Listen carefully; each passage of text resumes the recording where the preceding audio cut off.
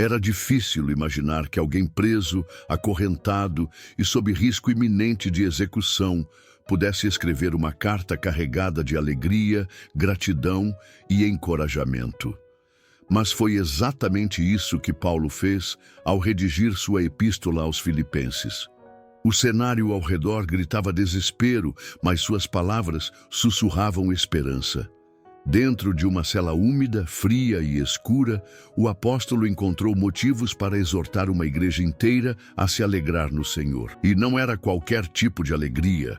Era uma alegria que transcende circunstâncias, uma alegria que nasce da presença viva de Deus dentro de nós, não do que nos cerca por fora. Alegrem-se sempre no Senhor. Novamente direi, alegrem-se.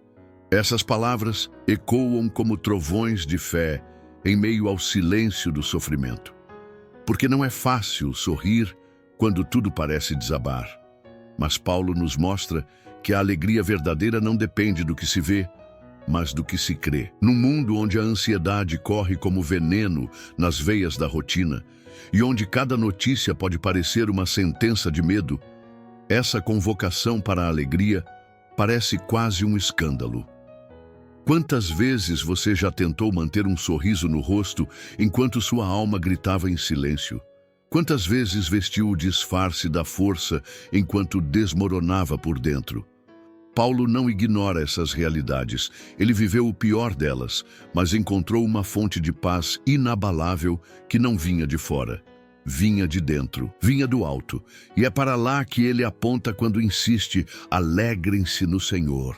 Ele não fala de uma emoção superficial, mas de uma escolha, uma decisão diária de enxergar além das grades, além da dor, além da perda e firmar os olhos naquele que é eterno.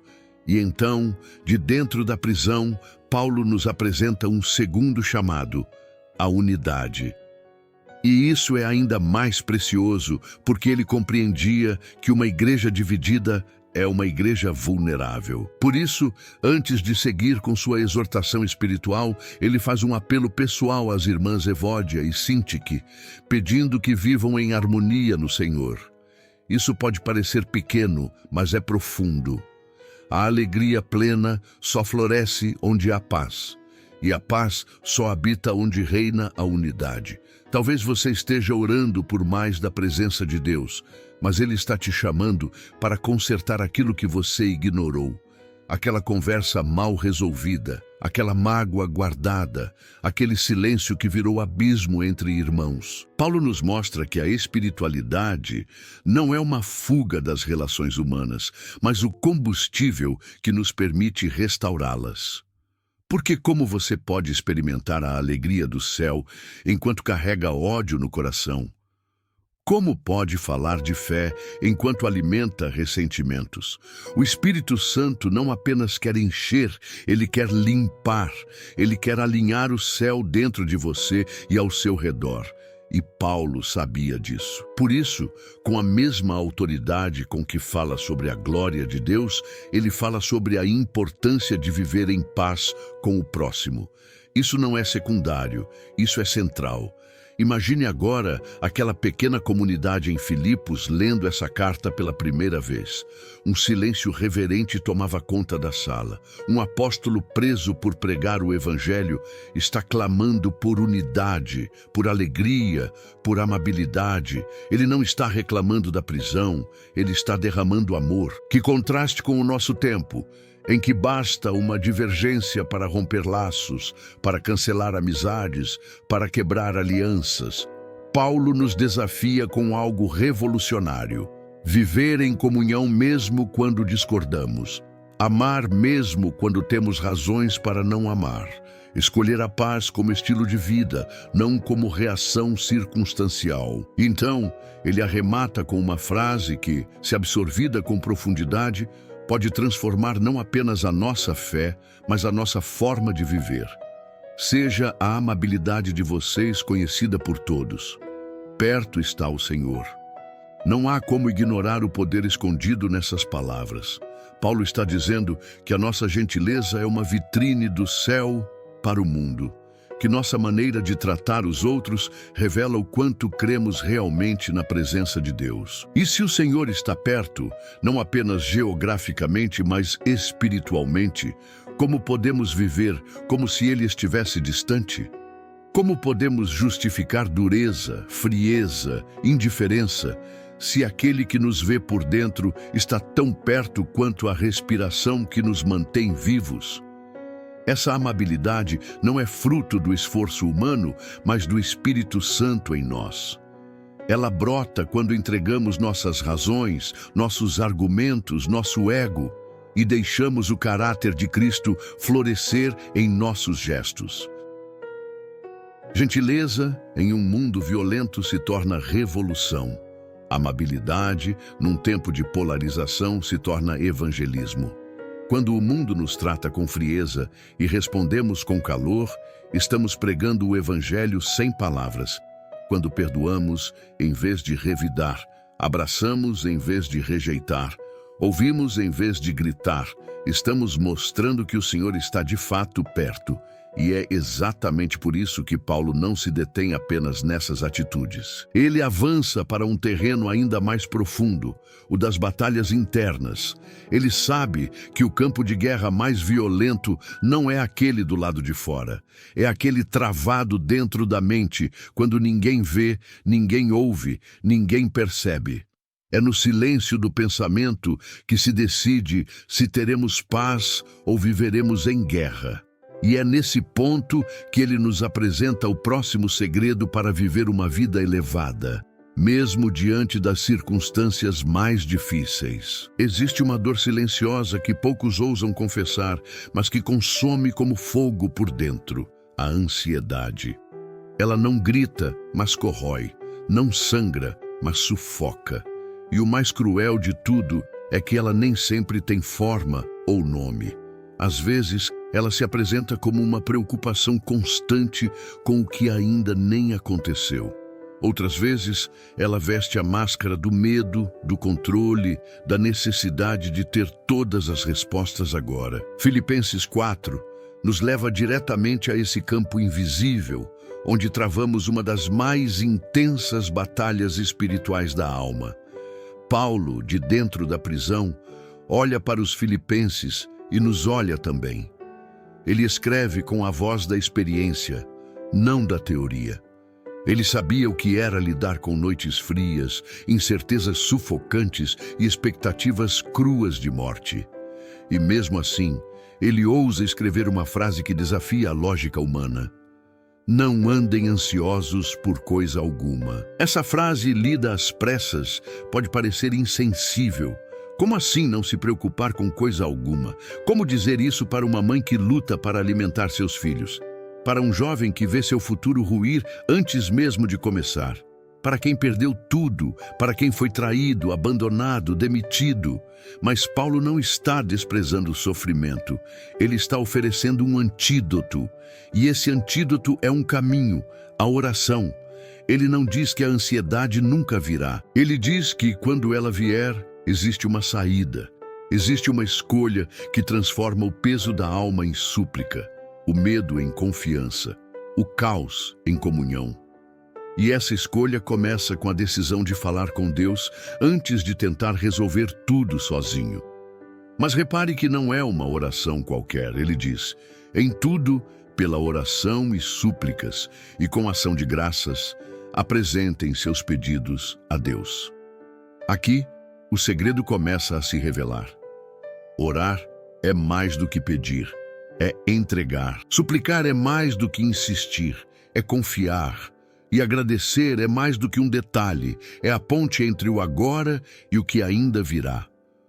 Paulo nos ensina que a oração poderosa é aquela que não tenta convencer Deus a fazer o que queremos, mas que alinha nosso coração com o que Ele já está fazendo, mesmo quando não entendemos.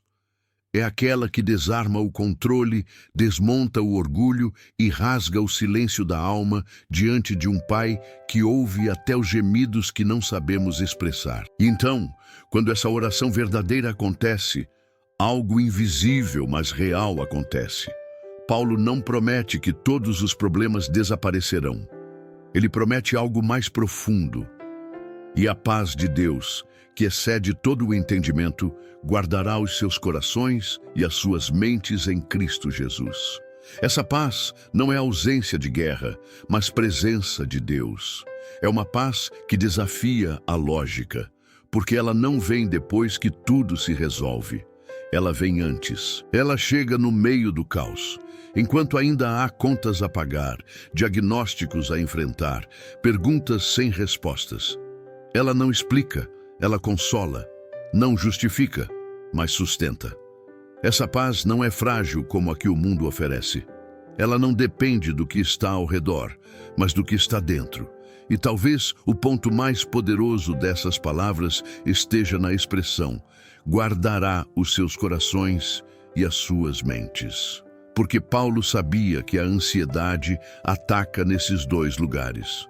No coração, ela cria desespero. Na mente, ela alimenta cenários de destruição. O coração se aflige, a mente inventa futuros trágicos. E é aí que Deus age. Ele levanta um escudo espiritual sobre nós. Um escudo que não bloqueia apenas problemas externos, mas fortalece o interior. Essa guarda não é passiva. Ela é ativa, vigilante, constante. É como se Deus colocasse sentinelas invisíveis ao redor da sua alma, dizendo: aqui não, esse pensamento não vai dominar você. Essa dor não vai te consumir. Mas essa paz não é automática. Ela é fruto de uma entrega consciente, diária, sincera. Uma entrega que reconhece: eu não posso, mas Deus pode. E nesse ponto, muitas vezes nos deparamos com o que há de mais difícil no relacionamento com Deus: soltar, entregar o que queremos controlar. Aceitar que fé não é ausência de medo, mas é confiar mesmo tremendo. Paulo não nos chama para fingir que está tudo bem. Ele nos chama para confessar que não está, mas mesmo assim, escolher orar, escolher agradecer, escolher crer. E talvez seja isso que a ansiedade mais teme. Um coração que, mesmo ferido, ainda dobra os joelhos. Uma alma que, mesmo cansada, ainda levanta os olhos para o céu. Uma mente que, mesmo confusa, ainda escolhe confiar. Porque a ansiedade quer nos isolar, nos calar, nos fazer acreditar que estamos sozinhos. Mas Paulo grita o oposto. Você não está sozinho. O Senhor está perto, perto o suficiente para ouvir seu sussurro, perto o suficiente para enxugar suas lágrimas, perto o suficiente para trazer paz mesmo quando tudo lá fora grita caos. E é nesse ponto que o texto de Filipenses 4 começa a dar uma guinada sutil, mas profunda. Depois de falar sobre como a oração nos conecta à paz, Paulo nos leva para uma dimensão ainda mais transformadora. Ele não fala apenas do que devemos deixar diante de Deus, mas começa a revelar o que devemos cultivar dentro de nós. Como se dissesse: você já entregou seu medo? Então agora veja o que pode crescer aí dentro. É aqui que ele nos convida a redirecionar a mente, a substituir os pensamentos tóxicos por verdades eternas, a plantar beleza onde antes havia dúvida. Às vezes, o verdadeiro campo de batalha não é o que vemos ao nosso redor, mas o que habita em silêncio dentro da nossa mente. Pensamentos, ideias, memórias, temores, julgamentos, todos eles se entrelaçam em uma dança invisível, moldando nosso olhar para o mundo, nossos sentimentos e até mesmo nossa fé. E é nesse território sutil que Paulo, em Filipenses 4, nos desafia a tomar uma atitude que parece simples à primeira vista, mas que carrega um poder quase sobrenatural. Pensar no que é verdadeiro, nobre, correto, puro, amável, de boa fama, excelente e digno de louvor. Essa não é uma sugestão, é um chamado urgente, um grito contra a contaminação silenciosa da mente. Paulo não está apenas pedindo para pensarmos positivo, ele está nos alertando que o que habita a nossa mente, inevitavelmente, governa o nosso coração. E o que governa o nosso coração, direciona a nossa vida. Imagina alguém tentando viver em paz, mas alimentando-se diariamente de medo. Imagina um coração buscando descanso, mas se banhando constantemente em pensamentos de rejeição, derrota, ciúmes, vingança ou comparação. Paulo entende a alma humana. Ele sabia que pensamentos desgovernados são como portas escancaradas para o desespero. E por isso, ele nos convida a filtrar, a escolher, a redirecionar o foco. Não se trata de negação da realidade, mas de uma escolha consciente de qual realidade vamos permitir que se torne raiz dentro de nós. É como se ele dissesse: você não tem controle sobre tudo o que pensa, mas pode escolher o que vai permanecer. E essa escolha é uma forma de fé prática, uma disciplina espiritual, uma resistência mental contra as sombras que insistem em se esconder atrás dos nossos olhos. Pensar no que é verdadeiro, por exemplo, é um antídoto direto contra as mentiras que o inimigo tenta plantar todos os dias. Quantas vezes somos tentados a acreditar que não somos amados, que não somos suficientes, que não há mais saída. Mas quando paramos e lembramos da verdade, a verdade de que somos filhos, escolhidos, redimidos, que nada pode nos separar do amor de Deus, então uma revolução silenciosa começa dentro de nós. E essa revolução não é apenas teórica, ela se manifesta nas nossas reações, decisões, relacionamentos. Um pensamento redimido gera atitudes redimidas. Um coração purificado por pensamentos santos se torna fonte de vida onde antes havia morte. Pensar no que é nobre é resistir à banalidade tóxica que nos cerca. Vivemos em um tempo onde tudo se banaliza: o amor, o compromisso, o sofrimento, a própria fé. E Paulo nos convida a não aceitar essa banalização como normal. Ele nos chama a elevar o padrão do nosso pensamento, a buscar o que inspira, o que honra, o que engrandece. Pensar no que é correto é um exercício de justiça interior. É alinhar a nossa consciência com os princípios do reino, mesmo quando tudo ao nosso redor parece inclinado ao engano, à conveniência, à corrupção dos valores. É manter o coração ajustado ao prumo da palavra, mesmo quando o mundo inteiro parece inclinado a viver fora do eixo. Pensar no que é puro é mais do que evitar o mal. É desejar a santidade. É ter fome pelo que limpa, pelo que cura, pelo que edifica. É como fechar a porta para os ruídos que tentam nos desviar e abrir a janela para o vento suave da presença de Deus. Pensar no que é amável é decidir amar antes mesmo de agir. É ver beleza onde outros veem caos. É encontrar motivo de honra onde outros apenas apontam falhas. É olhar para o outro com os olhos de Cristo, enxergar além da superfície, além da dor, além das máscaras. E pensar no que é de boa fama, no que é excelente, no que é digno de louvor. É um desafio diário em tempos onde o negativo ganha palco, onde os escândalos viram manchete e a destruição ganha audiência. É remar contra a correnteza de uma cultura que lucra com o caos e escolher meditar naquilo que engrandece o espírito. Esse tipo de pensamento não nasce do acaso. Ele é cultivado. É como um jardim que precisa ser regado todos os dias, com a palavra, com a oração, com o silêncio devocional, com a escolha deliberada de alimentar a alma com aquilo que vem do alto. Paulo sabia que as maiores prisões não eram feitas de ferro, mas de ideias, e que a verdadeira libertação começa quando a mente é renovada, porque quando os pensamentos são curados, o coração floresce, e quando o coração floresce, a vida muda de cor. É por isso que, ao instruir os filipenses e a nós sobre esse padrão de pensamento, Paulo não está apenas propondo um exercício mental. Ele está nos chamando para um estilo de vida onde cada pensamento é um tijolo na construção de uma vida mais parecida com Cristo.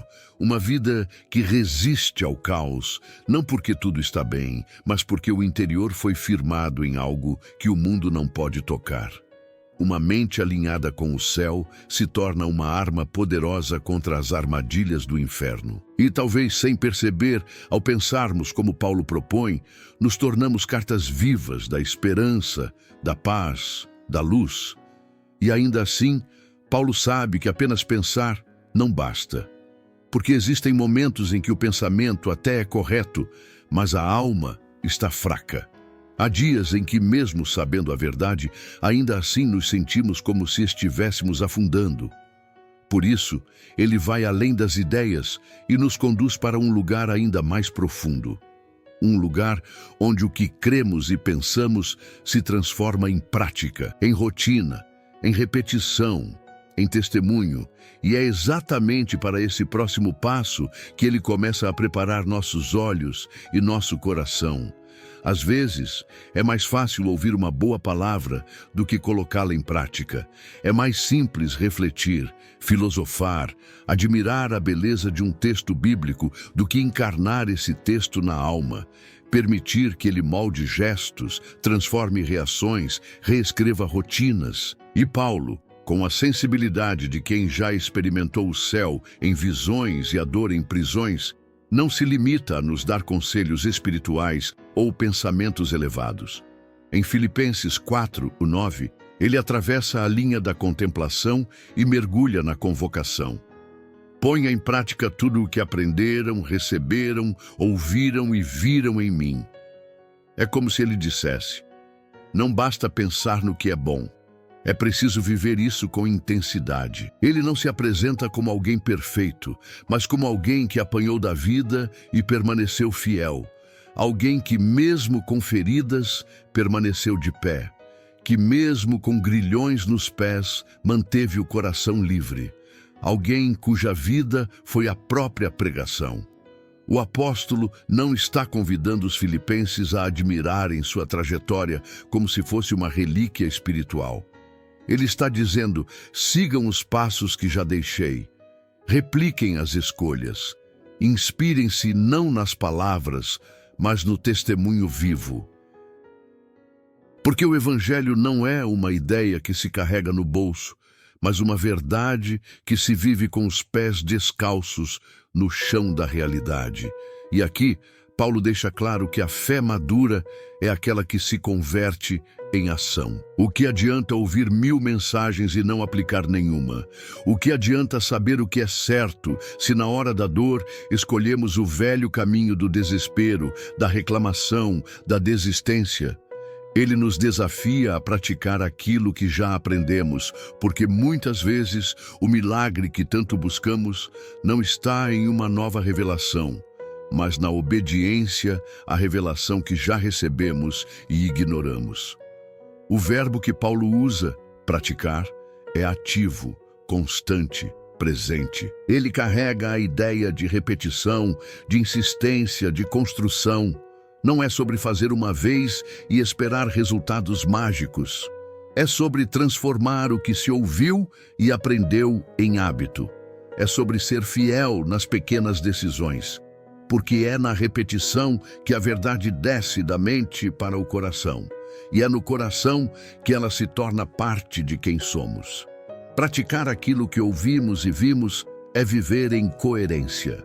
É permitir que os frutos revelem as raízes. É viver de maneira que a palavra não seja apenas um adorno espiritual, mas o motor que move cada passo. Paulo está nos chamando a sermos mais do que ouvintes atentos. Ele quer que sejamos praticantes incansáveis, discípulos que vivem o que pregam, pessoas que encarnam a paz que anunciam, o perdão que recomendam, o amor que exaltam.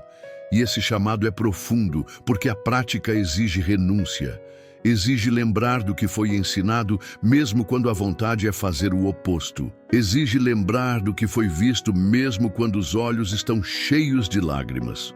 Paulo sabe que a prática é o campo de prova da fé, porque é fácil falar sobre contentamento, até que a falta bata à porta. É fácil exaltar o perdão, até que sejamos feridos profundamente. É fácil celebrar a paz, até que a ansiedade venha como um vendaval. E é nesse cenário que a prática se torna nossa âncora.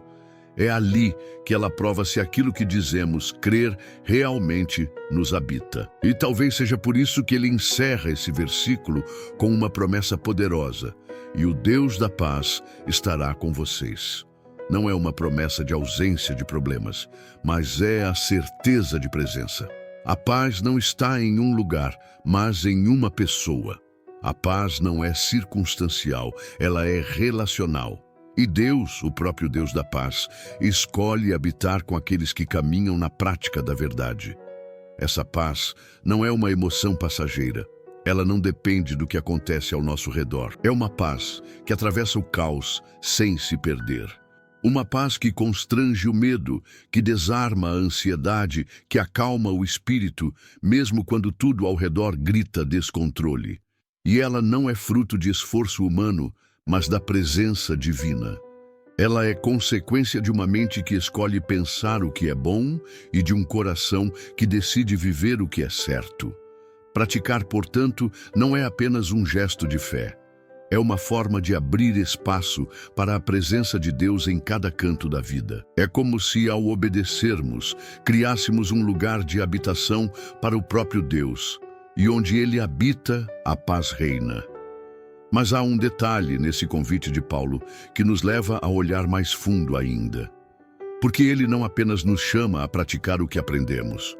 Ele nos convida a observar o que vimos nele, a olhar sua vida, seu exemplo. E isso nos confronta com a pergunta: a nossa vida tem sido um exemplo que outros poderiam seguir? Somos o tipo de cristão que alguém poderia olhar e dizer: se eu seguir os passos dele, estarei seguindo os passos de Cristo. A prática da fé não é apenas pessoal, ela é testemunhal, ela reverbera, ela inspira, ela transforma silenciosamente os que estão à nossa volta. E Paulo, mesmo preso, mesmo limitado, tinha plena consciência de que sua vida estava sendo escrita diante dos olhos dos irmãos. E que cada atitude sua era uma semente no coração dos outros. É por isso que ele não hesita em se colocar como exemplo, não por orgulho, mas por consciência, porque quem vive pela fé não vive para si, vive para deixar marcas, para construir pontes, para apontar caminhos, e esse chamado é para todos nós. Não basta ouvir a verdade, não basta conhecê-la, é preciso vivê-la a ponto de inspirar outros a fazerem o mesmo. E nesse ponto, o desafio se intensifica. Porque talvez o maior testemunho não esteja no púlpito, mas no cotidiano, no silêncio da casa, no ambiente de trabalho, nas conversas à mesa, nas reações diante do inesperado. A prática da fé se revela nesses detalhes, onde ninguém vê, mas o céu observa atentamente. E talvez seja exatamente por isso que Paulo, ao concluir essa parte da carta, nos prepara para o próximo grande passo. Porque uma fé que se pratica, inevitavelmente será testada. E é no teste que descobrimos o quão enraizada ela realmente está. E no próximo sopro dessa carta, ele nos leva para uma das declarações mais intensas e desafiadoras de toda a Escritura. Há momentos na vida em que a alma se encontra em um campo de batalha invisível. O corpo até repousa, mas o coração trava guerras silenciosas. As circunstâncias parecem sufocar qualquer esperança e, ao redor, tudo o que antes trazia segurança começa a ruir. Nessas horas, uma pergunta ecoa como um grito engasgado. É possível ter contentamento mesmo em meio ao caos? E é exatamente aqui que Paulo lança uma de suas declarações mais audaciosas em Filipenses 4, 11 ao 13. Ele não fala sobre um contentamento superficial, aquele que depende de circunstâncias boas, mas de um contentamento que desafia a lógica, que permanece firme, tanto no excesso quanto na escassez, na festa quanto no luto. Ele diz: aprendi a adaptar-me a toda e qualquer circunstância. Aprendi carrega peso. Ela não veio de um curso rápido ou de uma inspiração momentânea. Foi adquirida no fogo da vida, no enfrentamento de prisões, naufrágios, açoites e abandonos. O contentamento de Paulo não nasceu da teoria, mas da dor. Foi forjado no silêncio das celas e nas noites frias, onde só restava ele e Deus. Esse aprendizado não é automático, é gradual. É como uma escola onde a matéria principal é a dependência de Deus. Paulo aprendeu a estar contente quando tinha muito, sem se corromper, e aprendeu a estar contente quando não tinha nada, sem se desesperar. Ele não oscilava como uma folha ao vento, levada pelas variações do que possuía. Sua raiz estava fincada em algo mais profundo, mais eterno. E aqui está o coração desse mistério. Contentamento não é o mesmo que conformismo. Paulo não era passivo diante do sofrimento. Ele chorava, sentia, orava, lutava, mas havia uma estabilidade emocional e espiritual que o sustentava. Uma certeza de que a sua fonte não era a circunstância, mas o próprio Cristo. E isso muda tudo, porque quando o suprimento vem de fora, a escassez destrói. Mas quando o suprimento vem de dentro, nada do lado de fora tem o poder de derrubar. Ele detalha esse aprendizado com ainda mais força quando diz: sei o que é passar necessidade e sei o que é ter fartura. Veja, ele não está idealizando uma fé que ignora a realidade. Pelo contrário, está dizendo que conhece os dois extremos da vida e que em ambos encontrou um lugar de equilíbrio. Quantos de nós conseguimos manter a mesma fé nas duas estações? Quantos não se perdem quando têm muito, esquecendo de Deus, ou se revoltam quando têm pouco, duvidando do cuidado dele? Paulo está mostrando que é possível viver acima das circunstâncias. Então, ele solta a frase que já cruzou continentes, foi estampada em camisetas, tatuada na pele e repetida por multidões.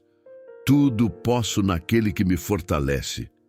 Mas quantos realmente entendem o que essa frase significa no seu contexto? Não é sobre realizar qualquer sonho, não é sobre conquistar tudo o que se deseja. Essa frase não é um amuleto para o sucesso, mas uma âncora para os dias difíceis. Paulo está dizendo: eu posso suportar a escassez, posso suportar a abundância, posso enfrentar qualquer situação, não por minha força, mas porque há uma força que me sustenta de dentro para fora. Ele está revelando um segredo espiritual que poucos têm coragem de buscar: a suficiência de Cristo. Essa força não vem de aplausos, não vem de resultados, não vem do conforto. Vem de uma conexão inabalável com o Pai. É um tipo de fortaleza interior que só quem já teve tudo tirado pode entender. É quando se descobre que Deus não é apenas um presente, mas é o próprio sustento. Essa convicção não nasce em dias fáceis. Ela surge quando se chega ao fim das próprias forças e ainda assim se permanece de pé. Quando tudo diz que é hora de desistir, mas algo dentro insiste em continuar. É ali que essa frase ganha vida. Tudo posso naquele que me fortalece. É como se Paulo dissesse: a vida me levou ao limite e foi lá que descobri que o meu limite é o início da força de Deus. Não há nada mais libertador do que saber que não precisamos depender da estabilidade das circunstâncias para ter paz. Não há nada mais poderoso do que viver com a certeza de que a alegria não precisa ser sequestrada pela ausência e que a fé não se curva diante das perdas. É nesse ponto da carta que Paulo nos convida, sem dizer diretamente, a fazer uma autoanálise. Onde está a fonte da nossa força? Em que baseamos nossa alegria? O que nos sustenta quando tudo desmorona? O que tem poder de roubar nossa paz? Porque a resposta a essas perguntas revela o quanto ainda estamos distantes desse contentamento que Paulo viveu. E, ao mesmo tempo, nos mostra o caminho. Ele não era um super-humano. Era alguém como eu e você. Alguém que escolheu confiar, mesmo quando tudo gritava que era impossível. Alguém que aprendeu com o tempo que Cristo é suficiente. Alguém que descobriu que a verdadeira liberdade não é a ausência de problemas, mas a presença de um propósito eterno, mesmo nos dias mais escuros. E talvez, ao olharmos para a nossa própria história, vejamos que também estamos nessa escola de aprendizado. Cada perda, cada silêncio, cada oração não respondida, cada noite em claro, cada vitória inesperada, tudo tem sido uma lição para nos ensinar o mesmo segredo, que tudo podemos naquele que nos fortalece, não com as nossas forças, mas com a dele. E é esse tipo de contentamento que o mundo não entende, que a lógica não explica, mas que o céu reconhece. É esse tipo de contentamento que transforma dores em testemunhos e escassez em dependência. E é exatamente nesse ponto que Paulo, como um bom mestre espiritual, começa a nos conduzir para uma outra dimensão da fé prática. Porque depois de nos ensinar a viver com pouco ou com muito, ele nos leva a enxergar a beleza da generosidade. Há um poder que escapa aos olhos do mundo, um tipo de força silenciosa que não vem de quem possui muito, mas de quem reparte o pouco. Generosidade verdadeira não é uma questão de quantidade, mas de coração. E em Filipenses 4, quando Paulo se dirige àquela igreja com palavras carregadas de gratidão, ele revela uma dimensão do Evangelho que vai além da teoria. A fé que se transforma em atitude. Porque crer é fácil quando se está no conforto, mas doar, sustentar, caminhar junto, isso é obra de quem compreendeu o coração de Cristo. E os filipenses, mesmo em suas próprias limitações, fizeram isso. Eles foram parceiros não apenas nas palavras, mas no sustento da missão. Quando ninguém mais estendeu a mão, eles estavam lá. Quando outros viraram o rosto, eles permaneceram fiéis. E é justamente nesse contexto que Paulo escreve com profunda emoção: nenhuma igreja compartilhou comigo no que se refere a dar e receber, exceto vocês. Essa frase não é um elogio qualquer, é uma marca eterna gravada nas Escrituras. A generosidade dos filipenses ultrapassou a lógica econômica. Eles não esperaram ter muito para começar a repartir. Eles entenderam que a abundância começa quando se confia que Deus é a fonte inesgotável. Enquanto muitos se fecham no medo de perder, os filipenses abriram a mão. E ao fazer isso, abriram também o coração para uma comunhão mais profunda com o propósito eterno. Eles não estavam apenas enviando ajuda financeira. Estavam dizendo com seus atos: nós cremos na missão, nós caminhamos juntos, nós nos importamos. Cada oferta que Paulo recebia vinha carregada de significado. Não era apenas recurso, era amor em forma de atitude, era fé que andava, era comunhão em ação. E não se trata apenas de sustentar um apóstolo. O que Paulo reconhece aqui é um princípio espiritual que toca o céu. Quando alguém se torna generoso por convicção e não por conveniência, ele entra em uma aliança invisível de provisão divina. Ele diz: não que eu esteja procurando ofertas, mas o que eu realmente desejo é que seja creditado na conta de vocês. É uma linguagem que remete a investimentos eternos. Paulo está dizendo: cada gesto, cada oferta, cada atitude de entrega está sendo anotada, não nos livros humanos, mas nos registros celestiais. E há um tipo de recompensa que vai muito além do retorno financeiro. É uma paz que excede entendimento, uma alegria que independe das circunstâncias, uma colheita que floresce mesmo nos desertos. Quando Paulo menciona Epafrodito trazendo a ajuda enviada pelos filipenses, ele não apenas agradece, ele eleva aquele ato à categoria de culto. Recebi tudo, e o que recebi de vocês é como aroma suave, um sacrifício aceitável e agradável a Deus. E isso é poderoso. Ele está dizendo que a generosidade não é só útil, é santa. Não é apenas uma contribuição, é adoração. É como se cada moeda enviada, cada esforço feito, subisse diante de Deus como incenso, como um cântico silencioso dizendo: Senhor, nós te adoramos com o que temos. Quantas vezes enxergamos a oferta apenas como um gesto humano, sem perceber que aos olhos de Deus ela se transforma em algo eterno? O que os filipenses entregaram não foi apenas suporte, foi fé em movimento. E essa fé ativa provoca uma promessa de provisão celestial. O meu Deus suprirá todas as necessidades de vocês de acordo com as suas gloriosas riquezas em Cristo Jesus. Essa declaração de Paulo não vem como um slogan motivacional. Ela é fruto de uma vivência real. Ele não está prometendo luxo, mas provisão. Ele não está dizendo que tudo será fácil, mas que nada faltará. Há um segredo aqui que muitos ignoram. Quem cuida da obra de Deus se torna alvo do cuidado de Deus. Quem sustenta os outros passa a viver sustentado. É uma troca divina, não baseada em mérito, mas em relacionamento. A generosidade se torna um canal de bênçãos, e os filipenses estavam mergulhados nessa verdade espiritual. Esse tipo de relação entre Paulo e aquela igreja era mais do que institucional. Era íntima, profunda, visceral. Eles se importavam uns com os outros. Havia cartas, havia orações, havia visitas, havia envolvimento. Isso não era um ministério solitário.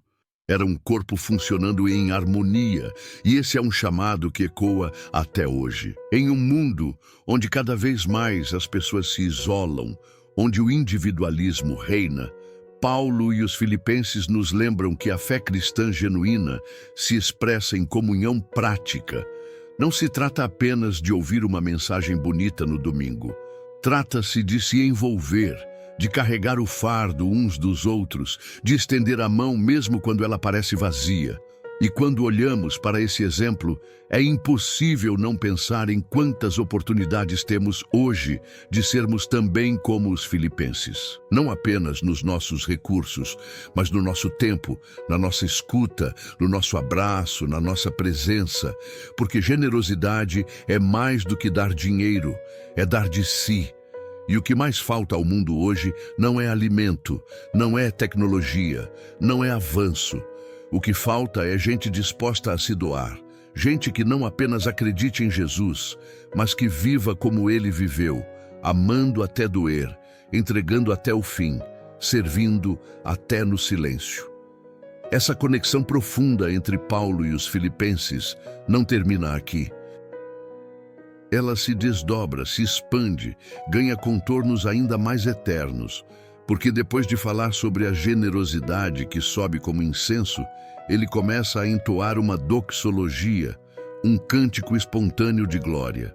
Em um mundo saturado de ruídos, distrações e vozes que disputam nossa atenção, há momentos em que a alma encontra um refúgio que nenhuma lógica pode explicar. É como se, de repente, a tempestade interna cessasse e um sopro de alívio invadisse cada canto do coração. Essa paz inexplicável, que não depende de circunstâncias nem da ausência de problemas, é descrita por Paulo em Filipenses 4 como algo que guarda os corações e as mentes. E ele não a menciona como um ideal distante, mas como uma realidade possível, acessível, concreta. Essa paz não é fruto de técnicas de respiração, de meditação ou de fuga. Ela nasce de um lugar muito mais profundo, da confiança absoluta em Deus. Paulo está preso, acorrentado, e ainda assim escreve sobre uma paz que excede todo entendimento. Como é possível? Porque ele descobriu um segredo que o mundo ainda tenta desesperadamente comprar. Contentamento não é circunstancial, é espiritual. Paulo escreve com um tom de quem já enfrentou todas as estações. Ele diz: aprendi o segredo de viver contente em toda e qualquer situação. Essa frase tem um peso quase profético. Não estamos diante de alguém que fala da teoria, mas de um homem que já esteve no fundo do poço e no topo da colina. Ele conhece a dor da escassez e o conforto da fartura. Mas nada disso molda mais sua alegria. Porque seu contentamento não está no que ele tem, mas em quem ele confia. E é aqui que mora o verdadeiro milagre. Em uma sociedade que sempre quer mais likes, mais dinheiro, mais vitórias, mais reconhecimento, Paulo anuncia um evangelho que ensina a estar pleno, mesmo no pouco. Isso vai contra tudo o que nos ensinaram, mas é justamente isso que liberta. Essa liberdade emocional e espiritual não significa apatia, mas uma entrega total. Quando Paulo diz, tudo posso naquele que me fortalece, ele não está usando um clichê de autoajuda. Ele está falando da capacidade de suportar tanto a fartura quanto a necessidade com a mesma serenidade. É uma força que vem de dentro, mas que tem origem no alto. E essa frase, tantas vezes usada fora de contexto, ganha aqui seu real significado. Não é sobre vencer sempre, mas sobre permanecer firme em qualquer cenário. É uma fortaleza que não se constrói com muros, mas com fé. Paulo não está dizendo que pode conquistar tudo. Está dizendo que pode suportar tudo, enfrentar tudo, continuar apesar de tudo, porque Cristo é sua força. E esse Cristo, que fortalece, também provê. Paulo reconhece que a fidelidade de Deus se manifesta de maneiras surpreendentes, muitas vezes através das mãos dos outros. E por isso ele se emociona ao falar dos filipenses, que foram instrumentos dessa provisão. Eles não sabiam exatamente o que Paulo enfrentava em cada momento, mas tinham um coração sensível o suficiente para enviar ajuda. E essa generosidade, que já mencionamos antes, volta à cena como expressão prática dessa confiança em Deus. Porque quem confia, reparte. Quem crê, age. Quem entende que Deus é a fonte, não tem medo de ser canal. A paz de Deus e o contentamento em todas as situações se tornam marcas de um coração que já foi transformado. E a gratidão de Paulo se transforma em louvor. Ele diz, a nosso Deus e Pai seja a glória para todo o sempre. É nesse ponto que as palavras deixam de ser apenas informações e se tornam adoração. Porque quem vive a paz que excede o entendimento não consegue mais guardar isso para si. Transborda, e o transbordar da alma sempre encontra expressão em louvor. Paulo não está apenas encerrando uma carta, ele está celebrando. Mesmo preso, mesmo limitado, mesmo enfrentando o que talvez fosse seu fim. Porque a adoração verdadeira não depende de liberdade externa, mas de liberdade interior. Esse tipo de vida marcada por paz, contentamento, gratidão e generosidade não é inalcançável. Ela é fruto de uma transformação que começa dentro e se expande para fora. Paulo não é um supercrente. Ele é um homem comum que descobriu um segredo poderoso. A alegria não mora nas circunstâncias, mas na presença de Deus. E esse segredo não está trancado. Ele está disponível para todo aquele que decide confiar de verdade, não da boca para fora, mas com a alma inteira. Porque a paz que excede o entendimento não vem para quem apenas ouve a palavra, mas para quem mergulha nela com sede e com fé. E é por isso que, ao final da carta, Paulo não apenas deixa instruções ou conselhos, ele transmite bênçãos, ele fala com nomes, com afeto, com proximidade, ele envia saudações, menciona irmãos da casa de César, faz questão de mostrar que o evangelho está vivo, ativo, se espalhando até nos lugares mais improváveis. Isso não é mero formalismo, é uma forma de mostrar que a fé é relacional, que o reino de Deus se constrói com vínculos, que não há espaço para individualismo quando se está enraizado em Cristo. E isso nos leva a um ponto ainda mais profundo, onde a comunhão se revela como um dos maiores tesouros da caminhada cristã. Há algo de profundamente espiritual na maneira como Deus constrói comunhão. Não se trata de simples afinidade, de encontros casuais ou de interações sociais.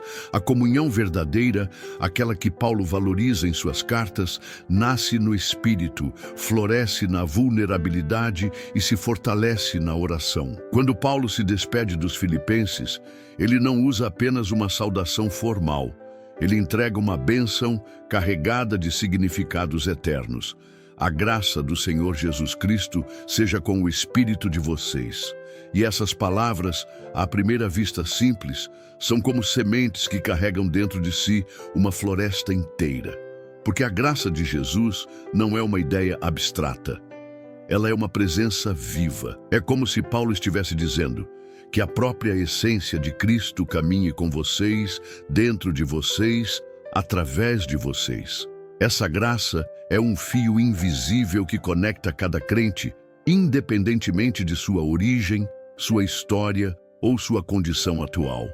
E Paulo sabe disso como poucos. Ele sente esse elo até mesmo com irmãos que nunca viu pessoalmente. E ele prova com sua vida que comunhão verdadeira não exige proximidade geográfica, exige unidade espiritual. Os filipenses, ao longo da carta, demonstram uma preocupação constante com Paulo. Oram por ele, enviam ajuda, compartilham sua dor e sua esperança. Não é apenas uma igreja que contribui financeiramente. É uma igreja que caminha junto, que sente junto, que crê junto.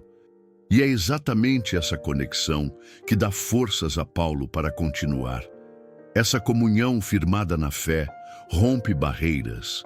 Ela derruba os muros da solidão, cura feridas profundas e faz florescer alegria onde antes havia medo. Porque não há comunhão real onde há julgamento, e não há julgamento onde reina a graça. O que une esses irmãos não são interesses, cargos ou ideologias. É a presença de Cristo no centro. E quando Cristo é o centro, tudo muda. As vaidades caem, as máscaras são retiradas, as disputas desaparecem. O que sobra é um povo que se ama, que se sustenta, que se perdoa, que se edifica. E esse é o tipo de comunidade que impacta o mundo. Não pela estrutura, mas pelo testemunho. Paulo, mesmo preso, se sentia acompanhado, porque a comunhão não se limita ao espaço físico, ela se move no invisível. É por isso que ele fala de irmãos que estavam na casa de César. Talvez soldados, talvez servos, talvez novos convertidos, mas que agora eram parte da mesma família da fé. Isso revela algo extraordinário. A mensagem do Evangelho estava avançando onde ninguém imaginava, até mesmo dentro dos palácios do império, até mesmo nas sombras do sistema opressor, até mesmo nas entrelinhas do poder humano. E quem levava essa mensagem? Pessoas comuns, mas cheias do Espírito. Homens e mulheres transformados pela graça e conectados por essa comunhão invisível e inquebrável. Esse aspecto da comunhão é muitas vezes esquecido. Vivemos dias de fé individualizada, onde muitos buscam Deus, mas evitam o corpo. Querem Jesus, mas sem os irmãos. Querem promessas, mas sem alianças. Querem bênçãos, mas sem vínculos. E é por isso que muitos se sentem tão vazios, mesmo depois de experiências espirituais marcantes. Porque a plenitude da fé não está apenas na oração secreta, mas também na partilha sincera. Não está apenas na intimidade com Deus, mas na intimidade com o próximo. E Paulo, ao encerrar sua carta, nos lembra disso com delicadeza e profundidade. Cada nome mencionado por ele, cada saudação enviada, carrega o peso da eternidade. Porque na comunhão verdadeira não há anonimato. Cada irmão é importante, cada irmã é essencial. E essa valorização do outro é o que sustenta o reino de Deus na terra. Não são grandes eventos, nem estruturas grandiosas, nem discursos eloquentes. É o amor genuíno, a preocupação real, o cuidado constante. É a oração feita em silêncio, a visita inesperada, o pão repartido sem alarde. É isso que mantém viva a chama do Evangelho nas almas cansadas. A comunhão, então, não é um detalhe. Ela é a evidência de que estamos andando com Cristo. Porque ninguém pode amar a Deus de verdade e desprezar o corpo dele. E o corpo de Cristo não é feito de prédios ou de placas, mas de pessoas. Pessoas reais, cheias de falhas, de histórias, de cicatrizes, mas também cheias de fé, de sonhos, de promessas. E quando essas pessoas se unem, algo do céu desce à terra. Algo invisível, mas palpável. Algo intangível, mas transformador. E é essa experiência que Paulo celebra enquanto escreve. Mesmo acorrentado, ele está livre. Mesmo preso, ele está em comunhão. Mesmo distante, ele está unido. E é essa união invisível aos olhos naturais que o impulsiona a abençoar. Porque quem vive comunhão, abençoa. Quem sente o amor de Cristo fluindo através de outros, não consegue se calar. Ele declara com poder e ternura que a graça de Cristo esteja com o espírito deles. Ele não fala do corpo nem da mente. Ele fala do espírito, porque é lá que a comunhão começa. É lá que a transformação acontece. É lá que a paz se instala. E quando o espírito está cheio da graça, todo o resto se alinha, o coração se alivia, a mente se organiza, o corpo se fortalece, o caminho se clareia. E é exatamente nesse ponto que o texto nos empurra para uma dimensão ainda mais profunda da graça. Senhor, agora que te ouvimos com o coração aberto, nos curvamos diante da tua presença com a alma exposta. Não há mais máscaras, nem resistências. Só um desejo ardente de permanecer nessa paz, que excede todo entendimento, nessa alegria que não se explica, nessa força que não vem de nós. Pai, terminamos esta jornada por Filipenses 4, com os olhos rasos d'água e o peito cheio de certezas invisíveis. Porque mesmo em meio ao caos do mundo, sentimos o teu cuidado presente, vivo, constante. Cada palavra lida, cada verdade revelada, foi como bálsamo que penetra fundo e cura o que o mundo tentou ferir. Oramos agora com a ousadia dos filhos que sabem a quem pertencem. Te pedimos, Pai, que essa paz que Paulo escreveu, aquela que guarda o coração e a mente, nos acompanhe por onde formos. Que ela seja como uma muralha ao nosso redor nos dias difíceis, como uma brisa suave nos dias de dor, como um alicerce firme quando tudo parecer ruir. Não queremos apenas ler sobre essa paz, queremos vivê-la, respirar por ela, ser testemunhas dela no meio da tempestade. Ensina-nos a silenciar o ruído da ansiedade, a entregar nossas súplicas com gratidão, a trocar o medo pela confiança. Porque se o Senhor está perto, e está, não temos mais por que nos esconder. Senhor, ajuda-nos a lembrar todos os dias que podemos todas as coisas naquele que nos fortalece. Essa não é uma frase motivacional, é uma chave espiritual, é o combustível da fé nos desertos da vida. Dá-nos esse entendimento profundo, essa revelação que muda tudo. Não se trata da nossa capacidade, mas da tua presença.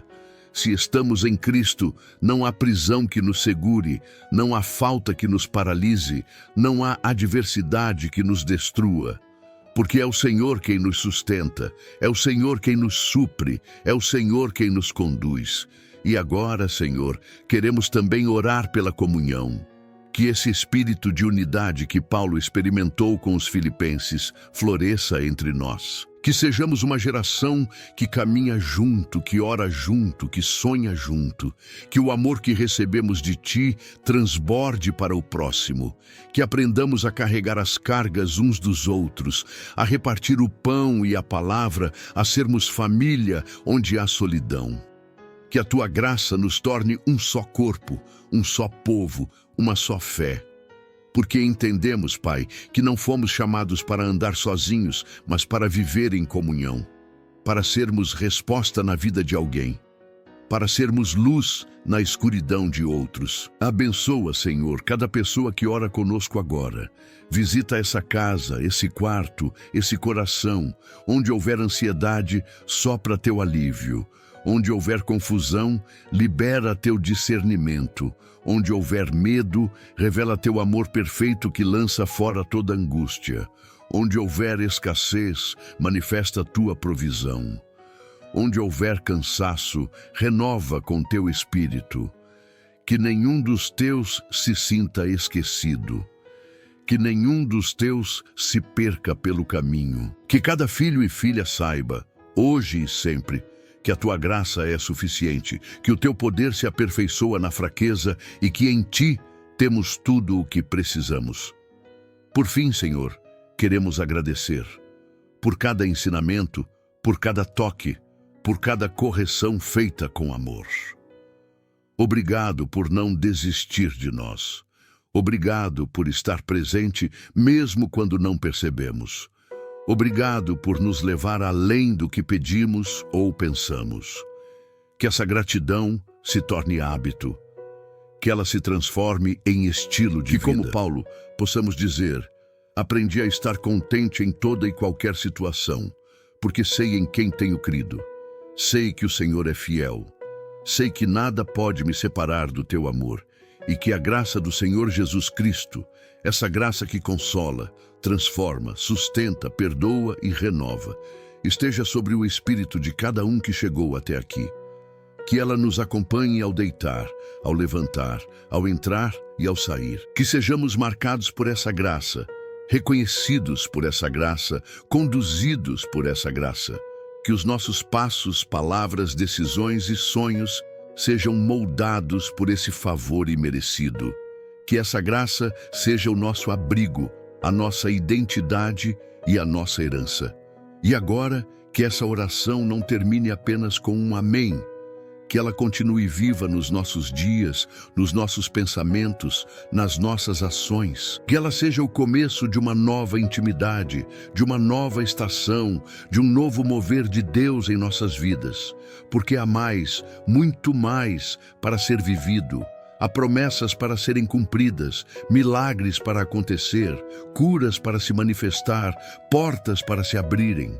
E tudo isso começa com uma simples decisão: permanecer firme em oração, crendo que aquele que começou a boa obra há de completá-la. Nada é por acaso. Se você chegou até aqui, é porque Deus preparou este momento para falar ao seu coração.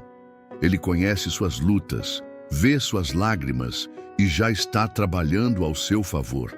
A oração nos fortalece, a gratidão nos aproxima dele e a fé nos sustenta em cada passo da caminhada.